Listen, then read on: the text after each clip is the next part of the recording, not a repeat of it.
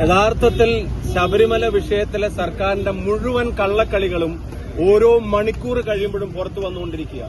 ഇനി അടിയന്തരമായി ഗവൺമെന്റ് ചെയ്യേണ്ടത് ദേവസ്വം മന്ത്രി സ്ഥാനത്ത് നിന്നും ദേവസ്വം ബോർഡിന്റെ പ്രസിഡന്റ് സ്ഥാനത്ത് നിന്നും ഇപ്പോ നിലവിലുള്ള ആളുകളെ നീക്കം ചെയ്യാൻ തയ്യാറാവണം. അതും കൂടെ നീക്കം ചെയ്താൽ അവരുടെ കൂടെ അസാന്നിധ്യത്തിൽ നടക്കുന്ന അന്വേഷണത്തിൽ കൂടുതൽ കാര്യങ്ങൾ വെളിപ്പെടും.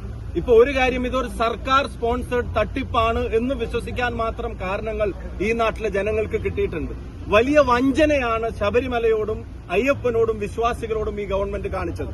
അയ്യപ്പ സംഗമത്തിന്റെ കാരണം തന്നെ എന്താന്ന് ചോദിച്ചാൽ, നമ്മളെല്ലാവരും കരുതിയിരുന്നത് തെരഞ്ഞെടുപ്പ് തോൽവിയുടെ വെപ്രാളം മാത്രമായിരിക്കും എന്നുള്ളതാണ്.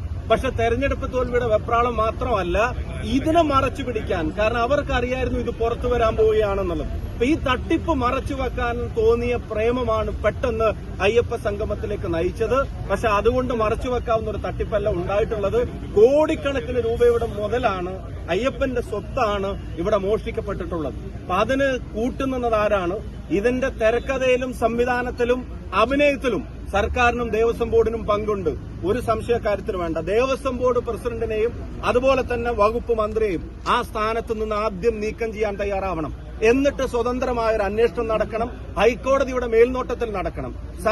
സർക്കാരിന്റെ വിജിലൻസും ഇതിനെ അന്വേഷിച്ചാൽ, ദേവസ്വം ബോർഡിന്റെ വിജിലൻസും ഇതിനെ അന്വേഷിച്ചാൽ ഒരു കാര്യം വ്യക്തമാണ്, മോഷ്ടിച്ചവന് തന്നെ അന്വേഷണ ഉത്തരവാദിത്വം ഏൽപ്പിക്കുന്നത് പോലെയായിരിക്കും. അതുകൊണ്ട് ആ അന്വേഷണത്തിൽ കാര്യമില്ല, സ്വതന്ത്രമായ അന്വേഷണം നടക്കണം, ഹൈക്കോടതിയുടെ മേൽനോട്ടത്തിലായിരിക്കണം. ഞങ്ങള് വലിയ പ്രതിഷേധത്തിന് നേതൃത്വം നൽകാൻ പോവുകയാണ്.